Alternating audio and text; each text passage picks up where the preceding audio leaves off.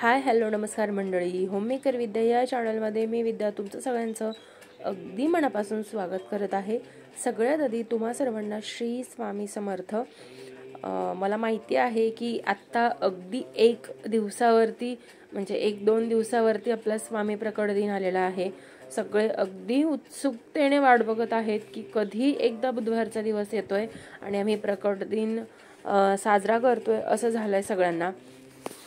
तर त्यासाठीचे बरेचसे व्हिडिओ मी तुमच्यासोबत शेअर केलेले आहेत। तर त्यातच भर म्हणून अजून एक व्हिडिओ, तर व्हिडिओ शेवटपर्यंत नक्की बघा। व्हिडिओ आवडला तर व्हिडिओला लाईक करा, चॅनलवर नवीन असेल तर चॅनलला सबस्क्राईब करा आणि त्याच्या बाजूला असलेलं बेल आयकॉन सुद्धा नक्की प्रेस करा, म्हणजे माझे नवीन आलेले व्हिडिओ तुम्हाला लगेचच नोटिफिकेशन मिळेल त्याचं। तर चला तर मग व्हिडिओला सुरुवात करूया। तर जसं की मैत्रिणींनो, मी तुम्हाला आधीच्या माझ्या व्हिडिओमध्ये सांगितलेलं आहे की स्वामी प्रकट दिनाच्या दिवशी तुम्हाला कोणकोणत्या सेवा करायच्या आहेत, तर त्या मी आधीच तुमच्यासोबत शेअर केलेल्या आहेत। पण मी स्वतः आवर्जून एक सेवा करणार आहे। ती सेवा म्हणजे इथे तुम्ही समोर बघू शकत असाल की स्वामी चरित्र सारामृताचं पारायण। याआधी सुद्धा मी तुम्हाला बऱ्याचदा सांगितलेलं आहे की तुमच्या आयुष्याचं तुम्हाला जर सोनं करून घ्यायचं असेल, आयुष्यात तुम्हाला यशस्वी व्हायचं असेल, तर स्वामी चरित्र सारामृत ह्या ग्रंथाचं तुम्ही पारायण करा। तुमच्या आयुष्यात अगणित असे बदल झाल्याशिवाय राहणार नाहीत। तर मी सुद्धा माझ्या स्वामी चरित्र सारामृत पारायणाला सुरुवात केलेली आहे। तर तुम्ही सुद्धा आवर्जून, तुम्हाला जर मी तुमच्यासोबत बऱ्याचशा सेवा शेअर केलेल्या होत्या। 21 मार्च पासूनच्या सेवा होत्या, 21 दिवसाची सेवा होती, 11 दिवसाची सेवा होती, 7 दिवसाची सेवा होती। पण तुम्हाला यापैकी कोणतीही सेवा जमली नसेल तर मैत्रिणींनो, आवर्जून तुम्ही स्वामी प्रकट दिनाच्या दिवशी तुम्हाला जर मंदिरात वगैरे जाता आलं स्वामींच्या, तर तुम्ही आवर्जून दर्शनासाठी जा। पण जर तुम्ही घरापासून मंदिर जर लांब असेल, तुम्हाला मंदिरात स्वामींच्या दर्शनासाठी जाता येत नसेल, तर काहीही हरकत नाही मैत्रिणींनो। स्वामी महाराज स्वतः म्हणतात, तुमची कामं धामं तुमचे कर्तव्य सोडून माझ्या दर्शनासाठी तुम्ही मंदिरात मला भेटायला येणं अजिबात गरजेचं नाहीये। तुम्ही जिथे आहात तिथे मनापासून माझं नामस्मरण करा, मला हाक द्या, मी तिथे तुमच्या सेवा स्वीकारण्यासाठी येतो। तर त्यामुळे मैत्रिणींनो, मी म्हणते की तुम्हाला मंदिरात वगैरे जरी जाता नाही आलं, तुम्हाला स्वामींचं मंदिरात जाऊन दर्शन घेता नाही आलं, तर मैत्रिणींनो, तुम्ही आवर्जून घरी स्वामी चरित्र सारामृताचं एक तरी पारायण त्या दिवशी करा, एक तरी पारायण करून घ्या। जर तुम्हाला पारायण नाही करता आलं तर अखंड नामजाप सकाळी उठल्यापासून तर संध्याकाळपर्यंत किंवा संध्याकाळपर्यंत त्याच दिवसापुरतं करण्यापेक्षा ना मैत्रिणींनो, कायम स्वरूपी म्हणजे श्री स्वामी समर्थ अखंड नामजाप तुमच्या मुखात असू द्या। स्वामी तुम्हाला आयुष्यात काहीही कमी पडू देणार नाही। तर मैत्रिणींनो, स्वामी चरित्र सारामृताचा अनन्य लीला तुमच्यासोबत सांगितलेल्या आहेत मी। मला सुद्धा स्वतः भरपूर असे अनुभव आलेले आहेत।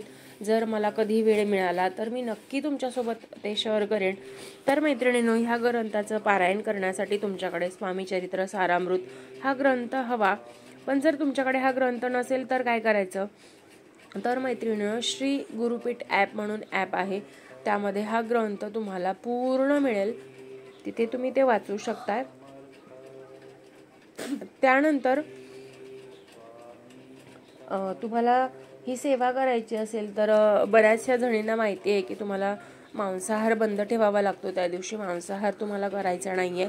आणि तुम्ही अजिबात असा विचार करू नका की स्वामी सेवेत आल्यानंतर मी संकटात असेल, दुःख येतील, अडचणी येतील मला, असं अजिबात नाहीये।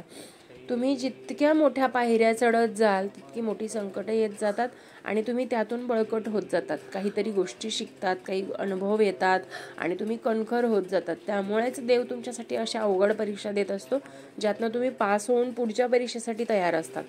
तर मैत्रिणींनो, मला स्वामींचे खूप चांगले अनुभव आलेले आहेत, तर ते सुद्धा मी एखाद्या वेळेस तुमच्यासोबत नक्की शेअर करेन। तर मी ज्या वेळेस अशी पूजा करते ना, तुम्ही आवर्जून स्वामी प्रकट दिनाच्या दिवशी जर तुम्हाला मंदिरात नाही जाता आलं तर तुम्ही साधी सिंपल पूजा मांडा, पारायण करा, नामस्मरण करा, तारक मंत्राचा जाप करा, स्वामींना छान छान नैवेद्य दाखवा. जर तुम्हाला उपवास करण्याची इच्छा असेल तर तुम्ही उपवास सुद्धा आवर्जून करा. तुम्ही आवर्जून करा जर इच्छा असेल तर. पण स्वामींचं असं काही म्हणणं नाहीये की तुम्ही माझ्यासाठी उपाशीच राहिलं पाहिजे, असं काहीही म्हणणं नसतं त्यांचं. तुम्ही फलाहार घेऊ शकता, जेवण करू शकता. तुम्ही फक्त अंतःकरणापासून स्वामींचं नामस्मरण करा, त्यांना हाक द्या. स्वामी सदैव तुमच्या पाठीशी राहतील. मला तरी हे वाटतं की स्वामी जे म्हणतात ना, भिवू नकोस, मी तुझ्या पाठीशी आहे, ते खरंच आहे असं मला वाटतं. कारण ज्या वेळी मला असं वाटतं ना की मी कोणत्या तरी प्रॉब्लेममध्ये आहे, कोणत्या तरी अडचणीत आहेत, त्यावेळेस 100% स्वामी मला मदत करतात आणि ती अडचण माझी दूर होते. तर मैत्रिणींनो, तुम्हाला सुद्धा असे अनुभव घ्यायचे असतील तर खरंच तुम्ही स्वामी सेवेमध्ये या, स्वामींची सेवा करा, स्वामींच्या चरणी लीन व्हा. अजून एक गोष्ट, त्या दिवशी तुम्ही स्वामी महाराजांना आवर्जून मुजरा करा. मुजरा कसा करावा याचे व्हिडिओज तुम्हाला चॅनलवर मिळून जातील. नामजाप करा, तारक मंत्र म्हणा, स्वामी चरित्र पारायण करा, त्यानंतर औदुंबराला प्रदक्षिणा घाला. तुम्ही यापैकी कोणतीही सेवा करू शकता आणि आवर्जून तुम्हाला त्या दिवशी पिवळ्या वस्तूंचं दान द्यायचं आहे. पिवळ्या वस्तू, तुमच्या लेखी ज्या पिवळ्या वस्तू आहेत त्यांचं दान तुम्ही करू शकता. जसं की बुंदीचे लाडू, केळी, त्यानंतर पिवळ्या काही अजून खाण्याच्या वस्तू असतील तर त्या तुम्हाला वाटेत जे गरजू व्यक्ती भेटतील त्यांना तुम्ही करू शकताय. असं ठराविक मंदिरात वगैरेच करायला हवं असं काही नाहीये.